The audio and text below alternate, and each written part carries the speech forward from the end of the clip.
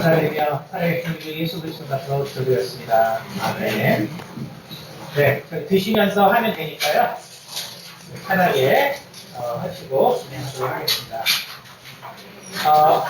이제 3월부터 저희가 성경 공부를 진행하기 전에 여러분들이 사실 궁금한 것도 있고 또 할 텐데 그런 부분들을 특별히 이제 질문을 하거나 혹은 이제 그러한 부분들에 대해서 항상 이제 의견을 갖고 넘어갈 수가 있기 때문에 그래서 제가 그 성경 공부를 진행하기 전에 이렇게 성경 공부 특강을 이렇게 진행하게 됐습니다. 그래서 시간이 되시는 분들 참석하시면 되고 또 기초에 관계된 거니까 여러분이 그런 관점에서 들어주시고 그리고 또 질문이 있으시면은 또 자유롭게 질문을 하시면 되겠습니다. 우리가 이제 가장 기본적인 것이 결국은 우리가 성경 자체이기 때문에 성경.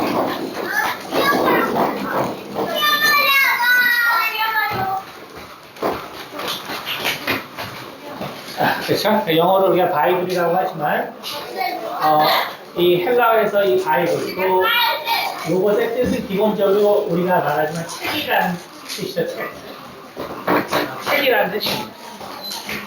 우리가 뭐 성경 자체에 대해서도 뭐 신학을 한다면은 뭐 아주 많은 양을 배우지만 그러나 이제 우리가 그런 부분을 할 것이 아니라 하는 것이 아니고 우리가 거시적인 관점에서 이제 우리의 믿음에 도움을 주는 그러한 내용으로 제가 요약을 해드리도록 하겠습니다. 성경은 기본적으로 구약과 신약으로 되어 있고요. 역사적으로 우리가 이제 정경화 과정이라고 해요. 정경화 과정.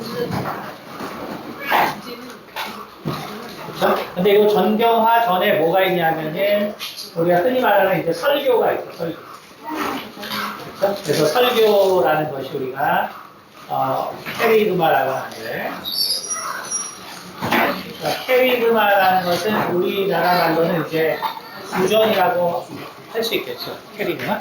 다시 말하면은 고대의 모든 종교는 기독교뿐만 아니라 고대의 모든 종교는 다 구전되어 있고 케리그마를 통해서 이건 이제 헬라어인데 결국 구전을 통해서 이루어집니다.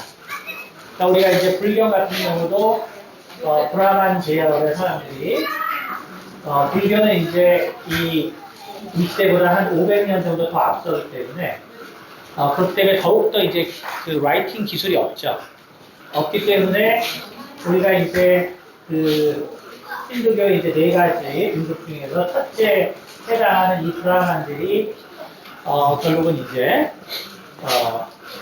이 구전을 통해서 석가모니의 말씀을 전하게 되는데 이 500명이 한 구절, 석가가 말한 말을 한 구절 한 구절 500명이 다 똑같이 한 구절을 먼저 말해요. 500명이 똑같이 기억해야 됩니다. 똑같이.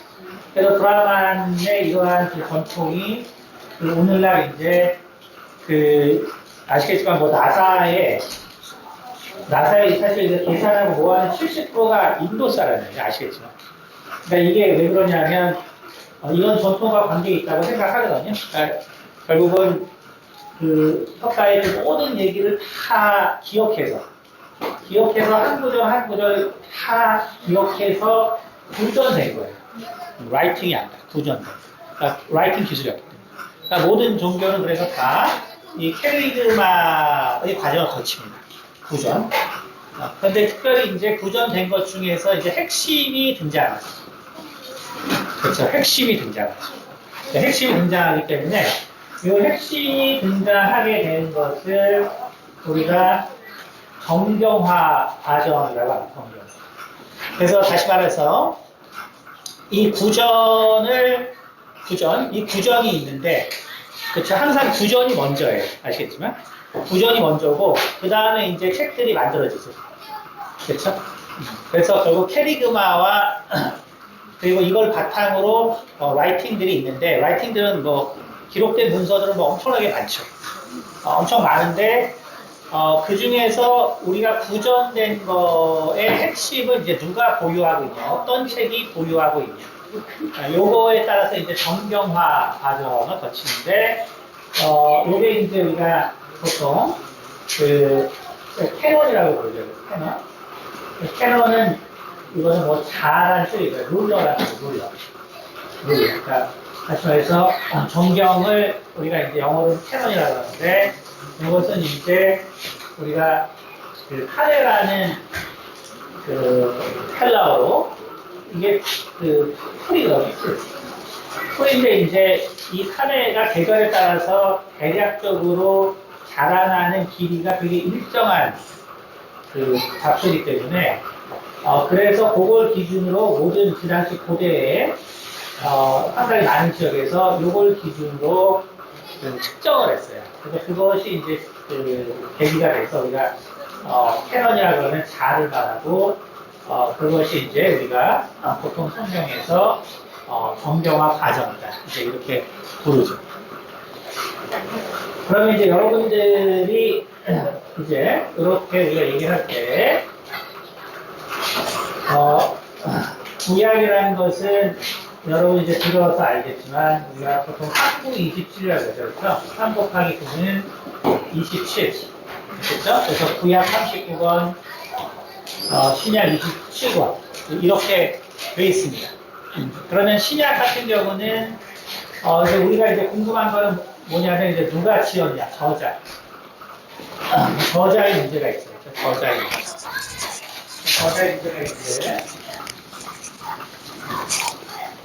그래서 우리가 이제 여기서 모세의 요정이다 그러면은 모세가 네. 제가 영수증.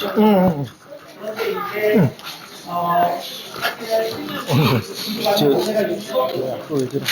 좀 이따 저기 유튜브 프리미엄을 쓰기로 했어 이제. 내 그러니까 우리 교회 계정으로. 왜냐면 우리가 뭐 유튜브 자주 쓰기도 하고 심지어 일부에도 그 외국인 회원은 그 유튜브로 찬양하니까 중간 광고 그러니까 은혜가 안 돼서 형님 이거 지금 맞아. 그러니까 바뀌었다는 거 알아? 알고 있으라고.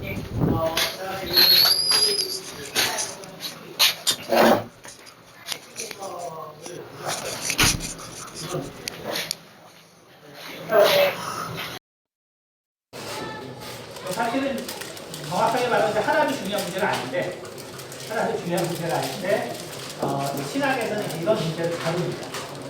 왜 그러냐면 결국은 구약이라는 것이 또 신약이라는 것이 결국은 우리가 학자의 눈과 그다음에 이제 신학자들의 눈 이건 이제 되게 다르거든요.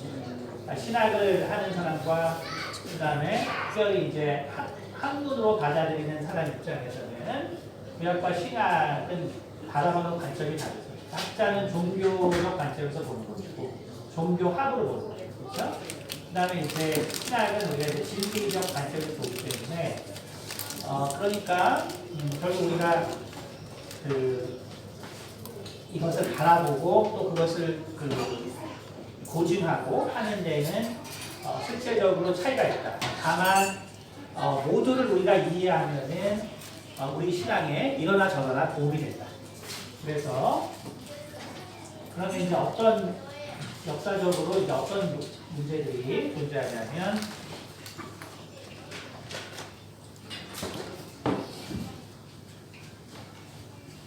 일단 우리가 구약이라는 것을 보면은 구약이라는 것은 우리가 아는 모세오경이 있고요.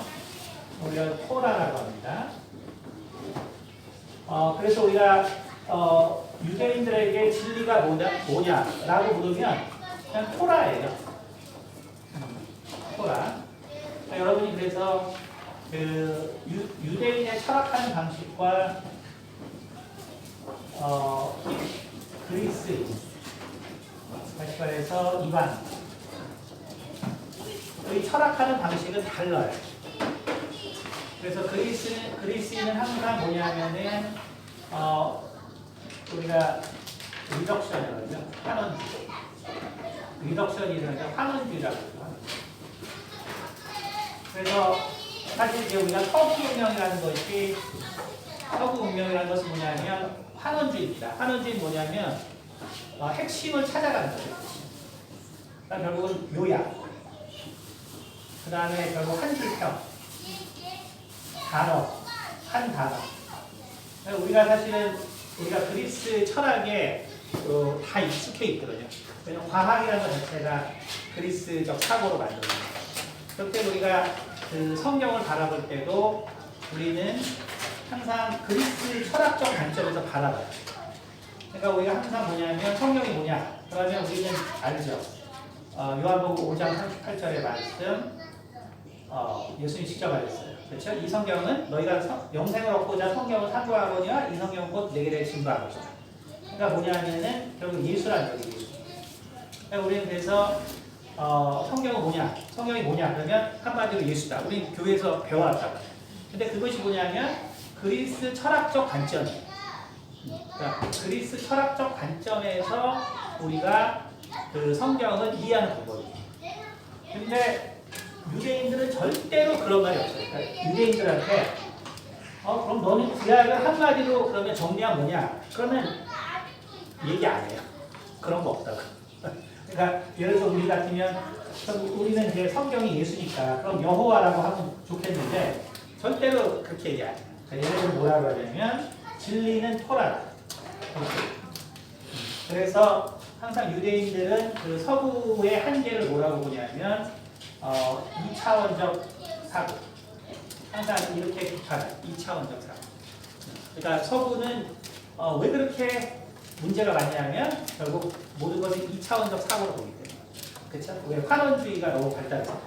환원주의가 뭐냐면 모든 것의 근원을 인간이 이해하기 위해서 발달한 게 그리스 철학이에요. 근데 유대인들은 그렇지 않아요. 유대인들은 그냥 토라 전체가 진리예요. 그러니까 우리가 흔히 말하지만 에서와 야곱은 못된 놈이야. 이거는 사실은 기독교적 관점이에요. 유대인들하고 얘기를 해보면 에서의 얘기를 배울 때 엄청나게 달라요. 그러니까 우리가 생각하는 방식과 기본적으로 달라요. 그래서 얘네들은 모든 것을 3차원적으로 생각합니다. 하긴 이제 히브리 다 공부하겠습니다. 그러니까 철학 자체가 달라요. 철학 자체가 다르기 때문에 사람이 경험하는 결국 하나님 안에서의 진리와 깨달음도 다 다양할 수밖에 없고 그 다양성을 이제 인정하고 거기서 그 창조자와 피조물의 관계를 파악하는 그런 철학으로 되어 있어요. 그래서 우리가 이제 이 모세오경만을 그렇기 때문에 받아들이는 사람들이 있죠. 그래서 바로 사두개인들. 사두개인. 그러니까 사두개인은 그 다윗 시대에 그 사독, 제사장 사독의 이제 자녀들이라고 좀 얘기하는 그 계파. 그러니까 사두개인들은 이제 모세오경을 만을 이제 받아들였고요. 그 다음에 이제 일반적으로 구약이라는 것은 언제 모아지냐면 우리가 아는 것처럼 바벨론 포로 때 모아집니다. 바벨론 포로. 그래서 우리가 이제 열왕기 상하 쭉 보고 알겠지만 결국 이제 그 요시야 왕 때 성전 청소를 하다가 율법, 다시 말해서 토라를 발견하죠, 그렇죠? 그러니까 결국 뭐냐면은 그 요시야 왕이라는 것은 이스라엘 역사의 거의 마지막이거든요. 근데 이때 율법이 전체가 있는 게 발견이 돼요. 그럼 이제 우리 개념으로 이제 이해가 안 되죠. 열왕기 상하라는 게 다 하나님의 뜻으로 이렇게 된 건데 이게 뭐냐. 그쵸? 그러니까 결국 뭐냐면 그 유대인들도 율법을 뭔지 몰랐다는 거예요. 유대인들조차도 율법에 뭔지 몰랐다. 왜 그러냐면 우리가 좀 더 쉽게 얘기하면 우리가 그 중세 시대, 아직 중세라는 것은 뭐냐면 우리가 이제 그 교황 시대, 이때 우리가 그 성경을 전부 다 내가 소유하고 있다. 그럼 부피가 어떻게 되냐면 마차 크기의 3분의 2예요. 그러니까 이 두루마리. 마차 크기의 3분의 2.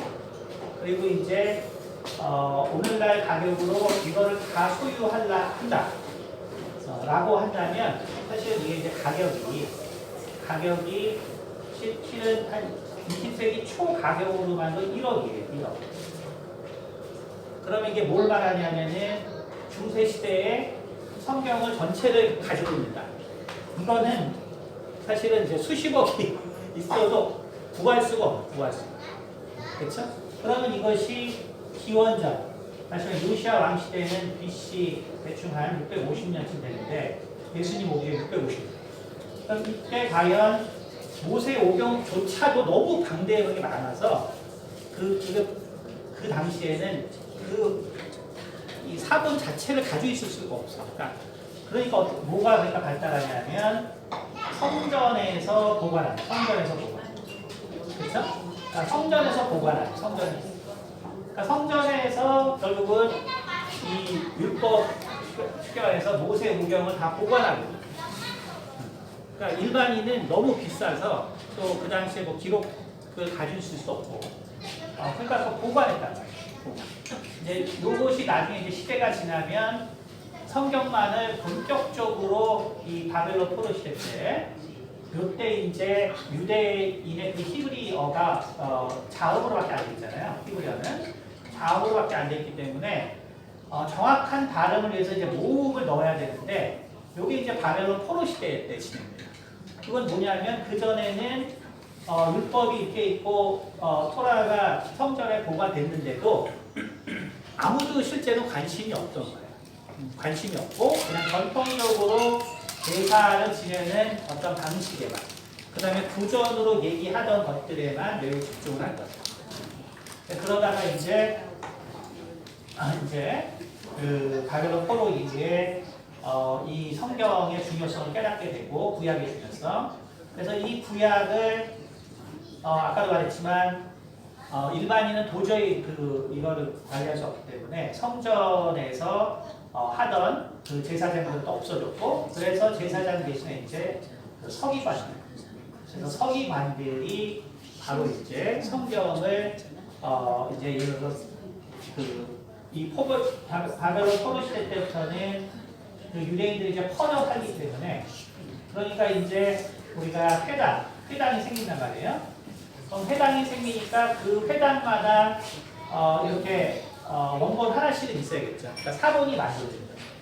그 사본이 만들어지는데 사두개인들은 결국 이게 어떻게 되냐면은 이 연필조차도 성경을 쓰던 연필은 그 다른 사람들이 쓰면은 그게 신성 모독이기 때문에 그날 쓰고 만약에 잊어버릴 것 같으면 그거 다 폐기하고 그 다음에 이제 만약에 우리가 에스라 예를 들어서 우리가 레위기를 다 썼는데 확인해 보니까 틀린 글자가 있다. 그러면 그날 발견해서 그날 수정을 해야 돼요. 만약에 이게 다 했는데 어디 한 글자가 틀렸다. 그러면 전부 다 폐기해요. 그러니까 그 정도로 이렇게 아주 이 원래의 그 단어에서 하나도 벗어나면 안 된다. 왜냐하면 결국은 하나님의 그 1.1획의 말을 인간이 바꾸면 안 된다고 생각하기 때문에 이런 걸 하던 사람들이 서기관들이에요.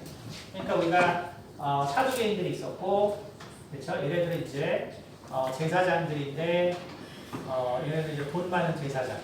그렇죠? 근데 이제 더 이상 제사장직을 하는 건 아니고 사회의 이제 상류층이 된 사람들이 있고, 그 다음에 이제 서기관들이 예수님 오던 시대에 서기관들이 있었죠. 그 다음에 이런 과정을, 그래서 모세오경은 처음부터 가장 중요했고요. 그 다음에 바벨론 포로를 통해서 소망을 가져야 되기 때문에 두 번째로 이제 중요하게 채택된 게 이제 예언서들이죠. 예언서들.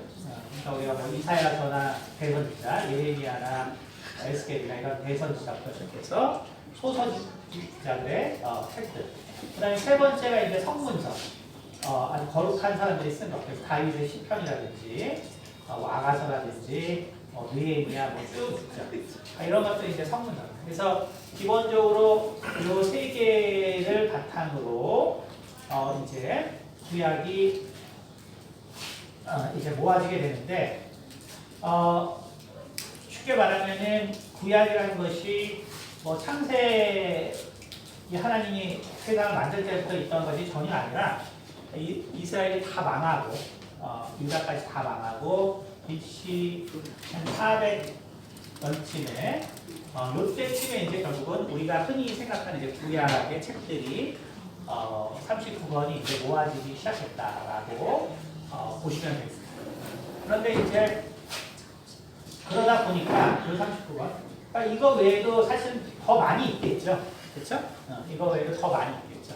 그렇기 때문에 어떤 것이 과연 정말 하나님이 정말 원하시는 어떤 책이냐. 그러니까 이거에 대해서는 당연히 많은 논란이 이제 있을 수밖에 없었어요.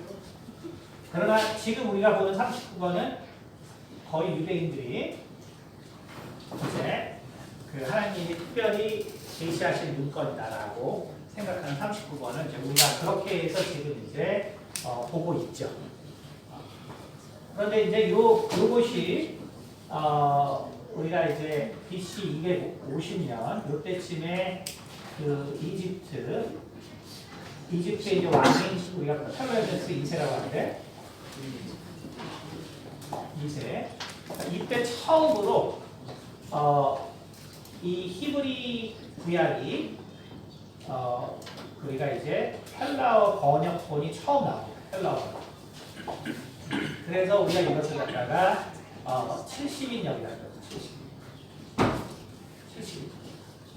그래서 자 여기서부터는 이제 우리가 이제 역사적으로 이제 등장하게 되는 건데 우리가 지금 이제 이 성경이 있는데 우리가 이 성경이 있는데 이 성경 중에서 제일 오래된 원본 우리가 지금 발견할 수 있는 제일 오래된 원본은 바로 이 70인역이에요. 70인. 그러니까 다시 말해서 우리가 구약은 유대인의 책임에도 불구하고 제일 오래된 기록은 바로 헬라어로 기록된 BC 250년경 한 100년간 진행된 바로 이 70인역이다. 왜 그러냐면 유대인들은 나라가 없었기 때문에 자기 언어를 지킬 능력이 안 됐어요. 안 됐기 때문에 그 다음에 아까 말한 것처럼 이렇게 회당에 하나하나씩 번역해가고 하다 보니까 개수도 적고 그쵸? 그 다음에 그 많은 것을 쉽게 말해서 돈을 투자해서 복사를 할 수도 없고 그쵸? 그러다 보니까 실제로 재력이 있는 이런 그 헬라어 이 시대의 그 페르시아라든지 이런 강력한 나라들이 결국은 이제 이런 문서들을 보급했기 때문에 그래서 70인역이 실은 우리가 발견하는 가장 오래된 구약이다라는 것이죠. 그러다 보니까 어떻게 되냐면 이 구약의 70인역은 실은 문서 비평으로 보면은 실은 번역이 자유롭다. 번역이 자유롭다는 것은 뭐냐면 이 사람들은 70인역을 할 때 이 사람들은 당연히 서기관들이 아니죠. 서기관들이 아니기 때문에 그래서 그러면 뭐 구약이 쉽게 말해서 구약에 지금 39권이 다 한 권씩만 있으면 좋은데 그렇죠? 한 권씩만 있으면 좋은데 그런데 아까 말했지만 너무 이제 이렇게 디아스포라를 통해서 너무 많이 퍼져 나가다 보니까 결국은 시간이 지나니까 약간씩 예를 들어서 에스라라 하더라도 문장에 조금씩 차이가 존재해요. 존재하니까 이 사람들은 그 중에 이제 가장 많은 것을 번역한 거죠. 가장 많은 것을 번역한 거죠. 그러니까 이제 그 원래 유대인들이 가지고 있던 어떤 사고로 번역했다기보다는 당시에 제일 많은 사본들을 가지고 이제 번역했다는 것이죠. 이것이 결국 어떤 차이를 만들게 되냐면, 자, 이제 이렇게 있다가, 그래서 70년이 제일 오래됐는데, 그런데 이제 우리가 아는 것처럼, 이제 기독교가 공인되고, 그 다음에, AD 400년, 그러니까 예수님께서 이 땅에 오시고 400년. 다시 말하면, 유대인들이 그 구약을 처음 모은 건 BC 400년, 예수님 오시기 400년 전이고, 그 다음에 헬라어 원본, 우리가 제일 오래된 성경은 헬라어로 쓰인 건데, 그게 BC 한 200년, 250년 정도 시작된 요거고. 자, 그 다음에 이제, 라틴어. 다시 말하면 우리의 진정한 이제 어떤 그 문화죠. 진정한 문화. 그러니까 진정한 문화라고 할 수 있는 이 라틴어로 된 구약은 우리가 불가타라고 하는데, 그렇죠. 불가타본이라고 하죠. 근데 불가타라는 영어로 우리가 그 벌거란 말이 있는데, 이게 그 좀 천한, 어떤 면에서 사소한 뭐 이런 뜻이거든요. 그러니까 여기 불가타본이는 뭐냐면 그냥 아무나 다 볼 수 있다는 소리예요. 그러니까 쉽게 말해서 그 기독교가 이제 AD 313년에 공인되고, 그 다음에 이제 그 제롬이 그 교황의 이제 그 명에 받들어서 라틴어로 된 구약을 처음으로 번역해요. 그래서 이제 우리가 불가타본이라 그러면은 지금도 캐톨릭에서 가장 그 오리지널 원본으로 생각하는 것이죠. 그래서 결국 이제 이 불가타본이 있고, 그 다음에 이제 70인역이 있고, 그렇죠? 그래서 번이 있는 구약은 70인역이 있고, 그 다음에 두 번째는 불가타본이 있어요.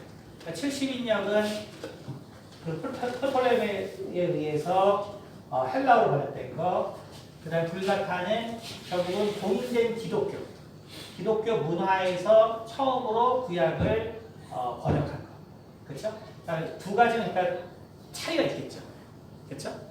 그래서 불가타본은 당시에 이제 있던 이 70인역부터 시작해서 그 다음에 이제 그 당시에 발견됐던 구약의 사본들을 라틴어로 이제 번역합니다. 자, 근데 이제 하나 더가 있는데 그게 뭐냐면 이제 세 번째는 그러면 그 유대인들 입장에서는 그 자기들의 히브리어로 된 구약이 쉽게 말해서 없는 거예요, 실은. 그러니까 막상 우리가 이제 그 유대인들을 보면 그 사람들이 자기들 스스로 이 구약을 번역해서 그래서 이제 구약을 완전하게 문서화해야 되는데 그것이 이제 할 수 있는 기회가 없었어요, 유대인들이. 그래서 이제 이런 걸 뭐라고 하냐면은 그래서 실을 거의 한 1000년 동안 1000년 동안 아까 말한 이 유대의 그러니까 히브리어의 이 자음의 모음을 다는 일, 자음의 이 모음을 다는 일. 그 다음에 그 상식적으로 생각할 때 이 사람들이 이렇게 힘이 없는데, 그렇죠? 힘이 없는데 자기들의 그 원본이 뭔지를 알 수가 없어요. 힘이 없기 때문에.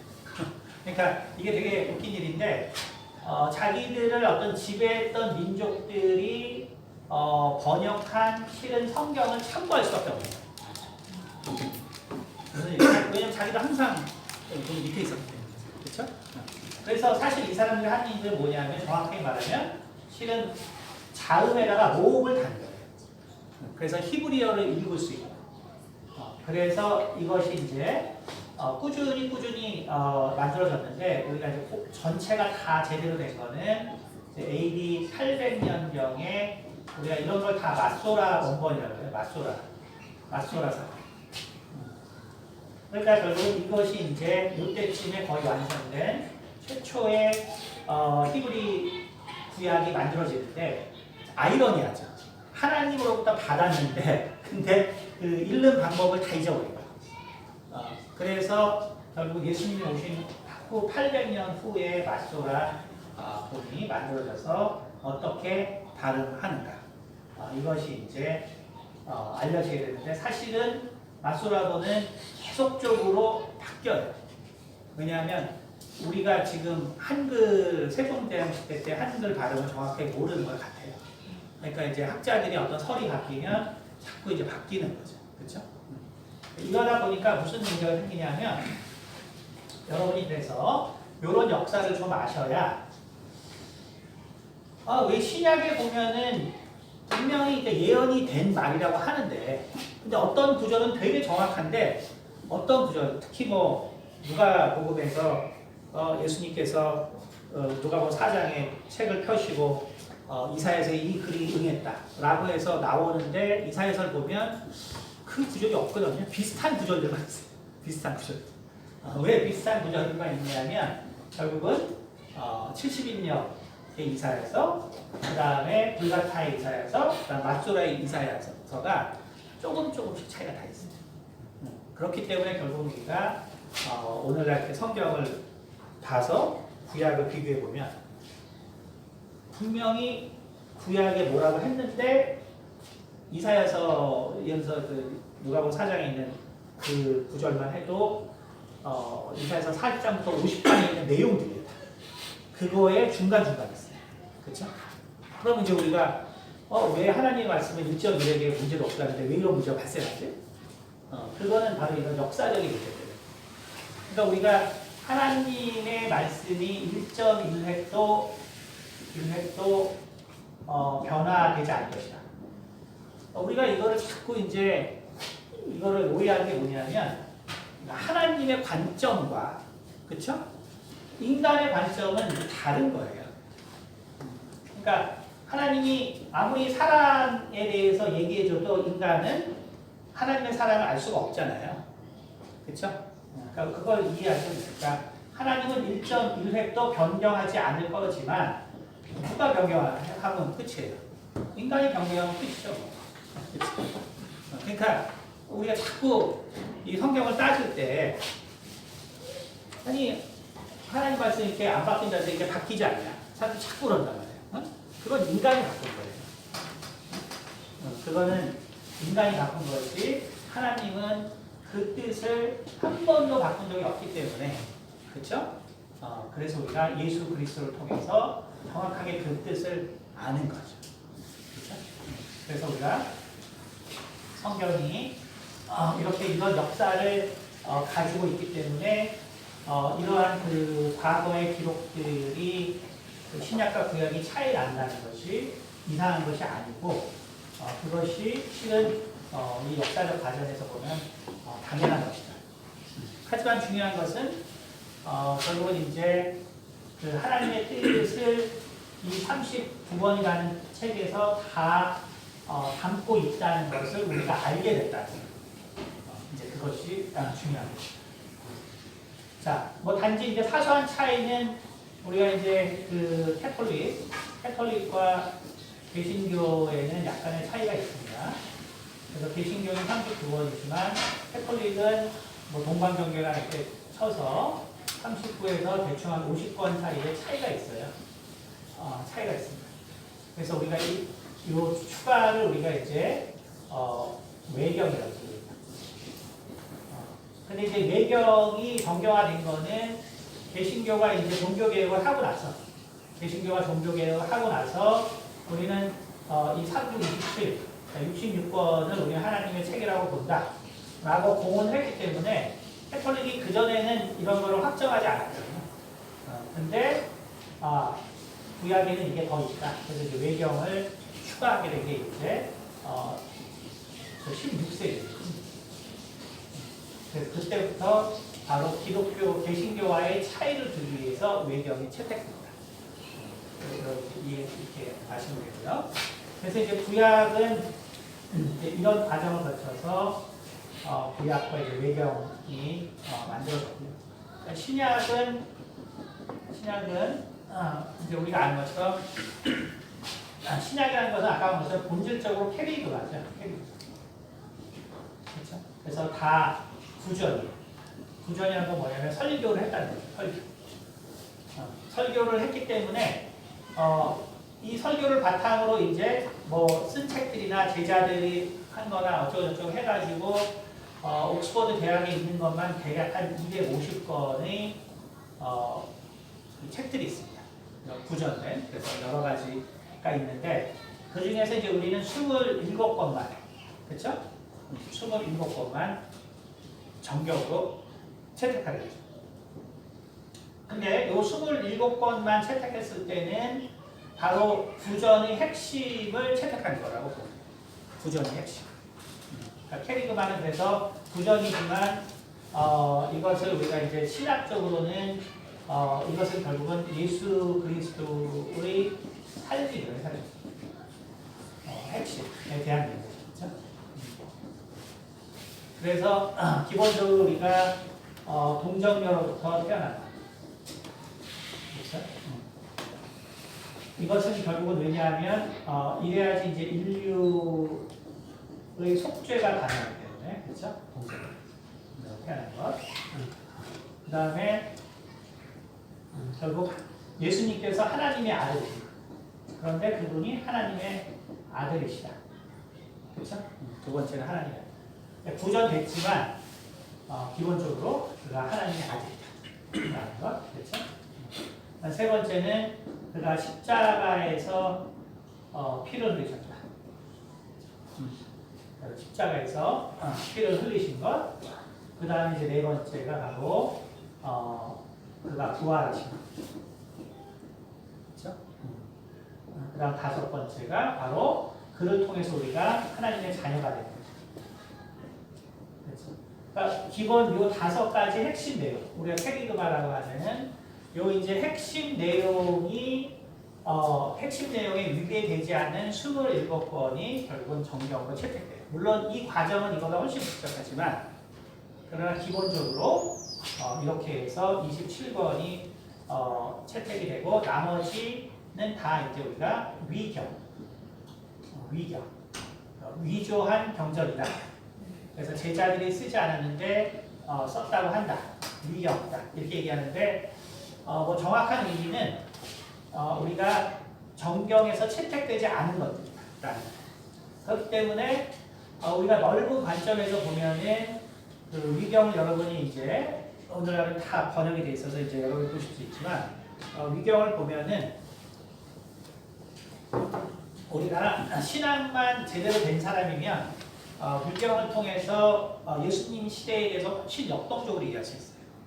그리고 예수님의 삶, 제자들의 삶까지도 매우 역동적으로 이해할 수 있고, 그 다음에 우리가 이제 그 성경에서 예수님께서 주시는 이 교훈을 이 진리의 말씀을 그 아주 철학적으로 깊이 깨달을 수도 있어요. 도마의 복음서 같은 경우는 우리 정길자 목사님도 오늘 아주 생전 처음 들어본 설교였었는데, 근데 그런 것처럼 도마는 엄청 부정적인 사람이잖아요. 부정적이죠? 네거티브한 사람.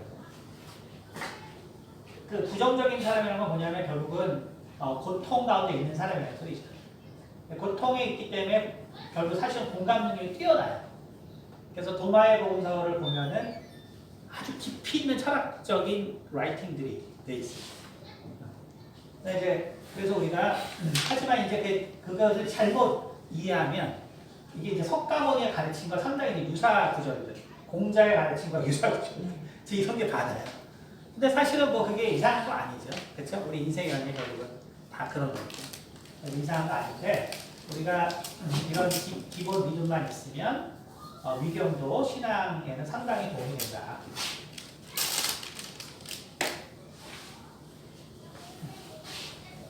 한 시간으로 압축하는 거기 때문에 제가 그냥 여러분이 알면 도움이 될 만한 내용만 제가 요약을 해야 되는 거고요. 이제 마지막 부분은 뭐냐면 이제 구약과 신약의 관계. 구약과 신약의 관계. 이 관계는 뭐냐? 자, 이게 가장 중요하죠. 구약과 신약의 관계. 자, 그래서 결국은 이 구약을 공유하는 종교는 유대교가 있고요. 그 다음에 기독교가 있고, 우리가 좀 약간만 더 하면 기독교가 있고, 그 다음에 이제 이슬람교가 있고요. 그 다음에 개신교가 있고, 그 다음에 이제 우리가 뭐 여호와 증인이라든지 혹은 몰몬교라든지 이렇게 쭉 있습니다. 이들의 공통점은 뭐냐면 다 구약을 공유한다. 그렇죠? 이들의 공통점은 구약을 공유한다. 그래서 이제 유일신교다. 유일신교. 근데 차이는 뭐냐면 결국은 차이는 구약을 바라보는 아주 간단한 어휘로 쓰면 우리가 안경을 가지고 있다. 혹은 관점을 가지고 있다. 뭘로 가지고 있냐? 유대교는 우리가 흔히 말해서 간단히 그냥 탈무드로 가지고 있다. 이렇게 보시면 됩니다. 탈무드로 가지고 있다. 다시 말해서 구약을 바라보는데 탈무드로 바라본다. 그럼 유대교예요. 자, 기독교는 뭐냐? 우리 캐톨릭을 말하죠. 우리가 서부로 가면 여러분이 특히 이제 뭐 저도 미국에 살면서 몰랐는데 그냥 크리스티아나트라 그러면 다 캐톨릭이에요. 우리가 속한 건 프로테스탄트. 그래서 뭐 무슨 맨날 무슨 크리스찬 뭐 무슨 처치 어떤 처치 다 기독교 교회에서 무슨 성추행, 성범죄 매일 일어나요. 그래서 미국 교회는 왜 이래? 근데 보니까 대부분 캐톨릭. 왜냐면 이제 아시겠지만 지금 미국에서 그 특례법이 생겨가지고 이런 각종 단체에서 성추행이나 성폭행을 당한 사람들이 이제 공소시효 없이 다 수를 하시거든요. 그러다 보니까 이제 제일 많이 일어나는 데가 캐톨릭 교회. 결국 이제 독신의 문제죠. 그 다음에 이제 보이스카우트. 여기서 이제 엄청 성추행이 많이, 성폭행. 그러니까 그래서 처음에는 되게 헷갈렸는데 그냥 우리가 기독교라고 캐톨릭을 보통 서고 있어요. 그 다음에 이제 그러니까 기독교 우리가 흔히 캐톨릭은 그래서 뭘 통해서 바라보냐면 이것은 우리가 말하면 교황의 칙령. 그래서 우리가 전통과 교리라고 해요. 전통과 교리를 통해서 구약을 바라보면 우리가 캐톨릭이라고 합니다. 그러니까 캐톨릭은 개신교는 어떤 차이가 있냐면 하나님의 말씀을 우리가 모았다라는 자부심이 있어요. 캐톨릭 본질적으로. 그러니까 39권, 27권 이거를 누가 정했냐? 역사적으로 당연히 캐톨릭 교회죠. 그렇죠? 이것이 기독교의 뿌리이고. 그러니까 여기서 정했기 때문에 그 하나님의 말씀을 우리가 정했다라는 그 자부심이 대단하고 그렇기 때문에 우리가 교황 무오설이라는 게 있잖아요. 교황의 모든 말은 그게 없다. 이제 그래서 그걸 우리가 이제 교리라고 하는 거죠. 그래서 이제 교리로 바라보는. 근데 우리가 이제 교황 무오설이라는 건 뭐냐면 교황이 뭐 우리가 뭐 10년사를 하든 어떤 사건이 있어서 무슨 칙령을 발표하는 할 때 그때 이제 교황의 입에서 선포되는 말이에요. 근데 그 선포되는 말이 그 선포되기까지는 오늘날은 예를 들어 이제 예수회가 그 전 세계적으로 50만 명의 학자들이 있어요. 예수의 학자들. 그래서 오늘날도 뭐 여전히 엄청난 정치적 영향을 미치죠. 그러니까 이 사람들이 충분히 연구를 해서 교황한테 칙령을 발표하게 하는 거예요. 그러니까 이제 교황이 하는 모든 말이 다 의미가 있다는 게 아니라 이런 칙령들이 결국은 의미가 있다. 그래서 이제 그래서 이제 교리에 따라서 결국 이제 16세기 종교 개혁이 있은 후에 캐톨릭에서는 중요한 세 가지 칙령이 발표되는 게 첫 번째가 바로 마리아의 동정녀설. 그러니까 마리아가 동정녀로 죽었다. 그러니까 한 번도 이제 예수님을 잉태하고 낳고 한 번도 성광이 없었다는 거죠. 다음 두 번째가 뭐냐면 마리아의 승천설. 마리아가 그래서 에피파니였어요. 승천했다. 그래서 죄가 없었기 때문에 마리아도 승천했다. 다음 세 번째가 뭐냐면은 마리아가 지금 하늘의 황모가 됐다. 그렇죠? 황모가 됐죠. 그래서 황모가 됐기 때문에 마리아를 위한 예배는 세러데이예요. 그러니까 아시겠지만 미사가 캐톨릭은 토요일에 있고 일요일에 있어요. 그러니까 토요일은 마리아를 위한 거고 그 썬데이는 예수님을 위한 거예요. 근데 아무 때나 봐도 돼요. 근데 요게 있기 전에는 15세기까지는 우리가 썬데이라고 하는 주일에 예배를 안 드리면 이것은 우리가 이제 캐톨릭에서 대죄가 하는데 대죄. 소죄가 있고 대죄가 있어요. 소죄는 뭐냐면 뭐 내가 뭐 실수하거나 뭐 이런 거. 대죄는 뭐냐면 살인, 간음, 율법에 그야말로. 그 다음에 가장 중요한 게 예배 불참. 미사에 빠진다. 그러면 그 다음에 절대로 예배 못 와요. 못 오고 이제 신부님이 가서 속죄를 해야 돼요. 그래서 대죄를 통해서 사함을 받아야 그 다음 예배 들어올 수 있어요. 그러니까 미사가 이제 얼마나 중요한지 알겠죠? 그렇죠? 그런데 이제 15세기까지는 무조건 주일에 갔었는데 16세기 이후부터는 이 칙령이 발표되고는 이제 토요일, 일요일이 다 같이 되는 거죠. 그러니까 그래서 이렇게 교리를 통해서 구약을 바라보게 되면 우리가 그걸 이제 캐톨릭이라고 부르는 거죠. 그 다음에 이제 우리가 코란을 통해서. 근데 이제 여기는 유대교를 빼고 여기는 또 공통점이 뭐냐면 신약이 같이 있어요. 신약이 같이 있는데 바로 교리를 통해서 신약과 구약을 바라보면 우리가 캐톨릭이고 코란을 통해서 신약과 구약을 바라보면 이슬람. 개신교는 뭐냐면 그야말로 그냥 신약으로만 구약을 바라보고 우리가 개신교라고 해요. 그러면 여호와 증인은 뭐냐면 여호와 증인들은 자신들의 번역 성경이 있죠. 자신들의 번역 성경이 있어요. 이거를 통해서 다시 구약을 바라보는 거고.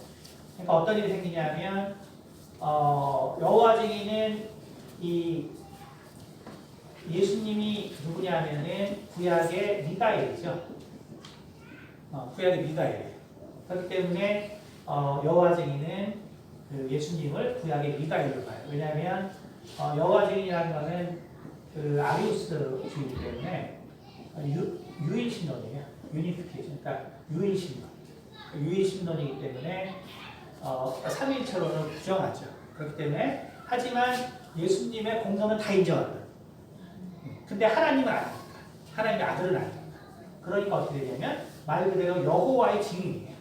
근데 우리는 이제 사도행전에 보면 예수님께서 사도행전 1장 8절에 너희가 성령을 받으면 유대와 사마리아 땅까지 가서 내 증인이 되라. 예수의 증인이 되라 했잖아요. 근데 여호와 증인들은 그래서 여호와 증인입니다. 그리고 예수님의 역할은 바로 미가엘. 미가엘이 하나님의 뜻을 따라서 예수 그리스도로 왔다. 이렇게 보는 거고요. 몰몬경이 따로 있죠. 그래서 몰몬경을 통해서 바로 구약과 신약과 구약을 바라보면은 이건 이제 몰몬교가 되죠. 그렇죠? 그럼 몰몬교, 그럼 이 중에서 이제 우리가 그 다음에 예를 들어서 이제 제7 안식교가 있죠. 제7 안식교. 제7 안식교는 제7 안식교를 만든 그 여자분이 계신데 그 분의 그 독트린이 있어요. 그걸 통해서 이제 그 신약과 구약을 바라보는데 이제 많이들 질문하는 게 뭐냐면 실제로 우리가 몰몬교나 제7 안식교나 만나보면 그렇죠? 캐톨릭이나 우리가 이제 이슬람은 뭐 정치적으로 그러니까 우리가 그런 질문 안 하지만 실제로 여러분이 사시다 보면 여호와 증인만 해도 확실히 이제 예수 그리스도를 부인하기 때문에 그 여기까지도 별 큰 문제는 없어요. 근데 여호와 증인들 만나고 하시겠지만 진짜 존경스럽게 살아요. 아시겠지만 그래서 우리가 뭐라고 하기도 되게 어려워요. 아주 존경스럽게 살기 때문에. 근데 이제 실제로 이제 여러분이 이 몰몬교도들, 미국에 가면 몰몬교들이 많은데, 근데 진짜 착해요. 너무 착해요.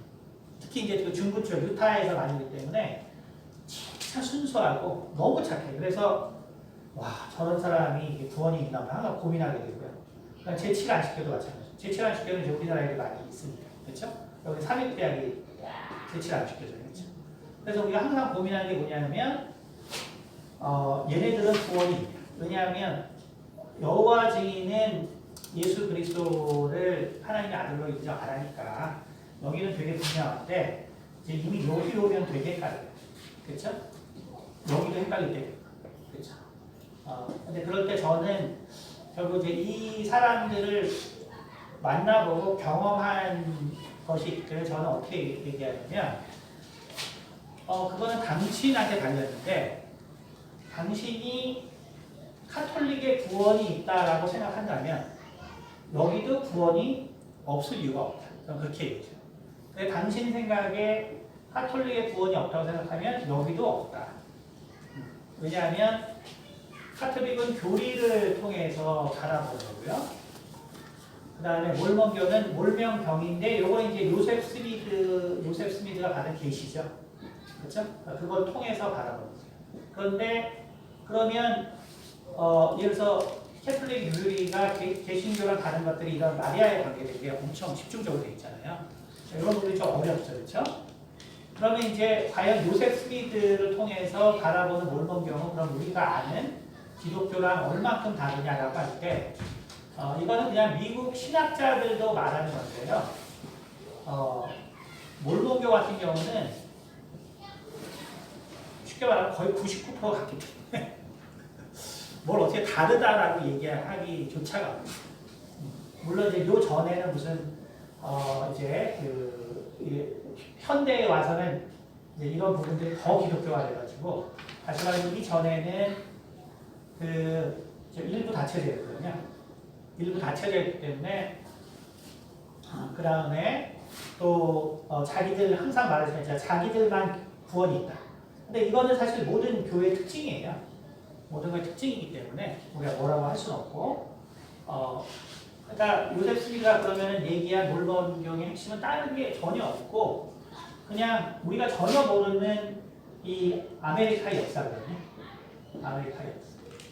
다시 말하면 예수님께서 예루살렘에서 십자가에서 죽으셨는데 이 분이 아메리카 대륙에 나타나셨다는 거예요. 나타나셔서 설교한 거거든요. 그래서 쉽게 말해서 잉카 문명이나 이런 문명들을 만든 역사예요, 그게. 몰몬경이 딴 게 아니라. 그러니까 진짜 생뚱맞긴 한데 사실은 우리가 이 마리아에 대해서 무상한 거랑 사실 큰 차이가 사실 없어요. 이게 전혀 성경이 그러니까 이거 빼고는 그냥 예수님이 이 사람들을 위해서 또 설교하셨다는 게 다예요. 사실 정확하게 말하면. 그러니까 우리가 이거를 이단이라고 보기 되게 어려운 점이 존재해요. 실제로. 그 다음에 제7안식교는 뭐냐면 여기는 실은 여기도 똑같아요. 다만 구약에 먹지 말라고 하는 것들 혹은 율법 중에서 지켜야 되는 어떤 것들 그런 것들은 오늘날도 지켜야 된다는 거예요. 근데 이것도 되게 애매한 게 우리가 이제 이미 외국인 예배를 드려서 알지만 그 고틱 처치에서 오는 애들이 아프리카이기 때문에 꽤 많아요. 고틱 처치도 있고 또 우리가 모르는 기독교 계열 애들이 많아요. 근데 얘네들은 이미 돼지고기를 안 먹어요. 그냥 개신교, 우리가 교회인데. 그러니까 아프리카 사람들이 의외로 돼지고기 되게 많이 안 먹어요. 근데 또 캐톨릭과는 다르거든요. 오직 마리아에 대해서 몰라요. 예수 그리스도에만. 근데 율법을 지킨단 말이에요. 그럼 우리가 그러면 그 기독교인들을 인정하는데 안식교인들을 인정 안 할 수 없는 거죠. 그렇죠? 그러니까 그래서 제 말은 우리가 인정, 불인정의 문제는 하나님께서 한 것이고 그러니까 여러분이 결국은 스스로 생각해서 판단해야 되는데 그래서 저는 그거를 복잡하게 생각할 없이 사람마다 결국은 우리가 이제 나중에 제가 또 복음에 대해서 하겠지만 결국은 당신이 캐톨릭의 구원이 있다라고 생각하는 어떤 믿음과 또 하나님이 그런 깨달음을 여러분이 주셨다면 제가 경험한 바로는 몰몬교나 제7안식교는 똑같은 기준에서 적용을 하면 된다. 그러니까 제가 무슨 어떤 결론을 내리는 게 아니라 바로 그렇다라는 것을 여러분이 이해하시면 되고요.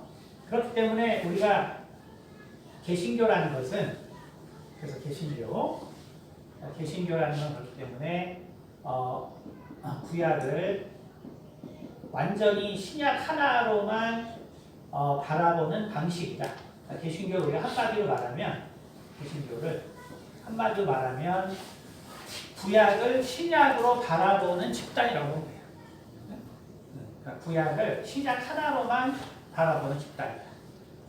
이제 이렇게 생각하시면 되고 이제 마지막으로 구약과 신약과의 관계를 한 가지만 이제 말씀을 마치면 사람들이 이제 그래서 궁금해한 게 뭐냐면은 아니 우리는 신약만 보면 되지 않냐? 그렇죠? 그렇죠. 신약만 보면 되지 않냐? 실제로 아까 말했지만 우리가 신약을 통해서 구약을 바라보기 때문에 신약만 있으면 되지 않냐라고 하지만 그것은 절대로 아니에요. 다시 말하면 결국은 구약이 있기 때문에 우리는 메시아가 누군지를 알 수 있는 거죠. 그렇죠? 다시 말해서 구약이 없으면은 메시아가 누군지를 절대로 알 수 없어요. 그렇기 때문에 구약은 반드시 존재해야 될 것이고 우리 가운데서도 아주 중요한데 다만 이제 우리가 알아야 될 것은 뭐냐면 결국 우리가 70년 낯설하고는 큰 차이가 있어요. 요거는 여러분 좀 이해하고 넘어가시면 되는데 예를 들면 이제 우리가 누가복음에 보면은 성전에서 예수님을 기다리던 노인이 있죠. 그렇죠? 그 사람이 내가 하나님께 메시아를 볼 때까지 죽지 않을 것이다 라는 계시를 들었는데 오늘날 내가 예수 그리스도를 만났다 이렇게 얘기하잖아요. 근데 그게 이제 전통적으로 이 원래 72명의 72명 번역자가 있는데 결국 그 중에 한 명이 살아남아서 예수 그리스도를 봤다라고 전통적으로 생각하고 있어요. 그러니까 그분의 나이가 한 250살쯤 돼요. 예수님 만났을 때. 이게 참 거짓인지 모르겠는데 그러나 그렇게 봐요. 전통적으로. 누가복음에 예수님 만난 이름이 지금 갑자기 생각나요.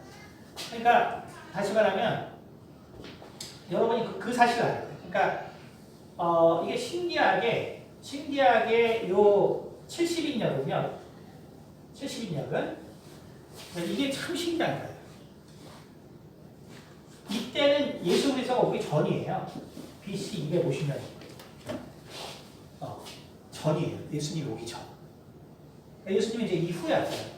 근데 72년과 맞서라고는 이제 뭐 나중에 신학 공부하시는 건 알겠지만 중요한 구절에서 엄청 차이가 나는데 어떤 구절들이 차이가 나냐면 예를 들어서 에돔이 돌아올 것이다. 근데 70년에는 다 아담이 돌아올 것이다. 쉽게 말해서 아담이라는 요 글자와 요 유사어들을 맞소라본에서는 이거는 다 결국은 자기들의 역사에서는 그렇죠? 자기들의 역사에서는 뭐냐면 다 에서와 야곱이기 때문에 그러니까 하나님이 그 에서를 쉽게 말해서 에돔을 회복시킬 것이다. 이거예요. 근데 이 70인역은 사실은 그냥 이 호사병 2세가 자기가 사실은 유대교의 큰 감명을 받은 거거든요. 그래서 유대교 책을 유대교의 이걸 갖다 번역한 거예요. 그러니까 신약과는 하나도 관계없는 사람이에요. 그 전이. 근데 이 번역한 사람들이 다 이거를 아담의 의무로 번역했어요.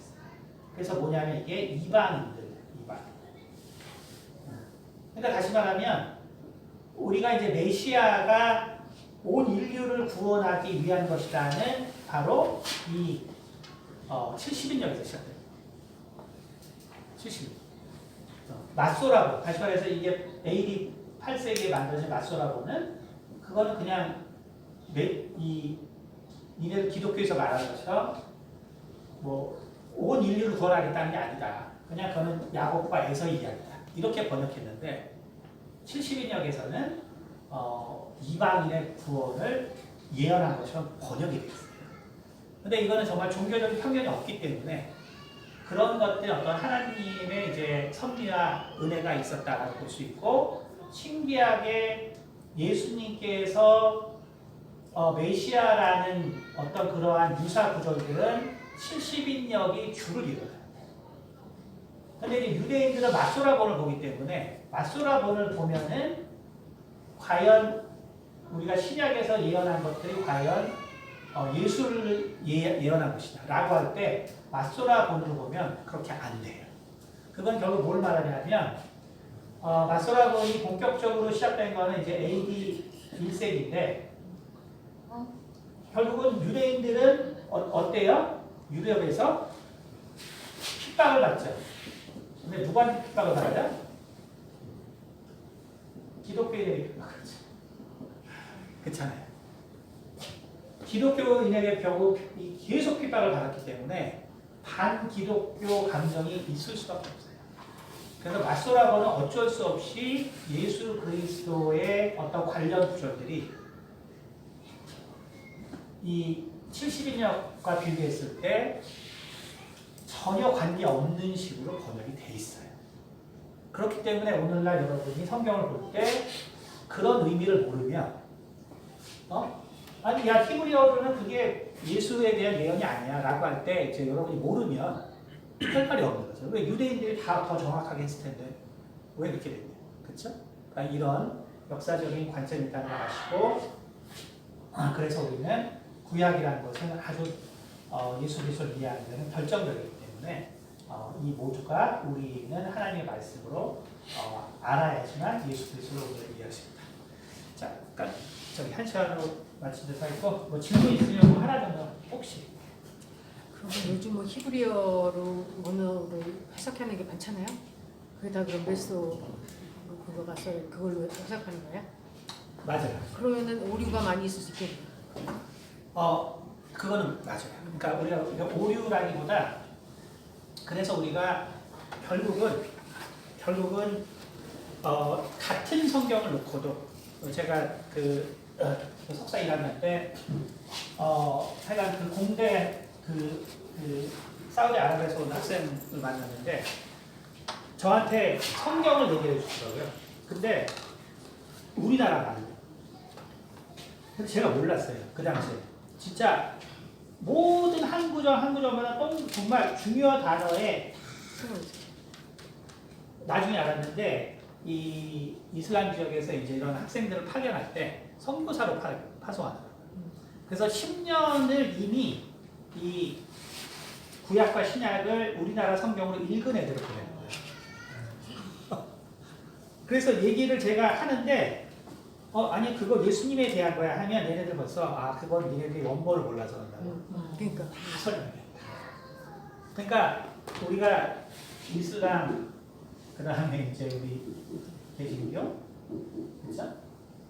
그 다음에 이제 그 유대교 모여서 얘기하면 답 없어요. 이런 역사적인 이유 때문에 답이 없어요. 그러니까 결국 우리가 정말 그 성령으로 아니하면 그렇게 믿음을 가질 수 없다. 네. 그래서 여러분이 하여간 논리로서 뭐 하나님을 만나는 건 본질적으로 불가능하다. 아브라함이나 모세에 대한 이야기는 다 포함이 되어 있는 겁니다. 다 있어요. 그러면 그게 사실은 하나님한테 직접 말씀을 들은 거기 때문에 그게 히브리의 원어든 번역된 지금 한국어든 아브라함과 모세는 하나님한테 직접 이렇게 계시를 받고 했잖아요. 네. 그 이후에 선지자나 이런 이야기는 빼고 사실은 그게 메인 골자라면 거기에서 우리가 믿음의 본질을 일단은 가지고 있으면 되지 않을까 하는 질문을 네, 맞습니다. 그러니까 그것이 우리에게는 분명히 맞고요. 왜냐하면 성경의 특징은 전체를 보지 않더라도 각각의 결국은 그 하나님의 뜻과 또 메시아에 대한 예언들이 쭉 나와 있기 때문에 우리가 쉽게 말해서 우리의 뜻이 어떤 우리의 편의대로 위조된 것이 아니라 이미 반복적으로 나와 있기 때문에 그렇게 바라보셔도 그거는 맞다고 보습니다. 네, 그럼 기도하고 마치겠습니다. 은혜가 많으신 아버지 감사합니다. 우리가 또 성경에 대해서 또 하나님의 말씀에 또 성립에 대해서 우리가 또 살펴보았습니다. 우리의 참 신앙이 어떻게 우리 가운데 자리 잡아야 되겠는가 우리가 바라보게 도와주시고 결국 우리가 참 인간의 힘과 능력으로 되는 것이 아니라 오직 성령으로만이 될 수 있다는 것이 어떠한 의미인가를 우리가 깨닫게 도와주셔서 참으로 예수 그리스도가 나에게 있어서 참으로 왜 구원자가 되냐 또 그분이 또 우리의 죄를 어떻게 사하였나 하는 이 부분들을 우리가 앞으로 진행되는 시간을 통하여 깊이 깨달을 수 있도록 도와주시옵소서. 감사드리며 살아계신 우리 주 예수 그리스도를 받들어 기도드렸습니다. 네. 감사합니다.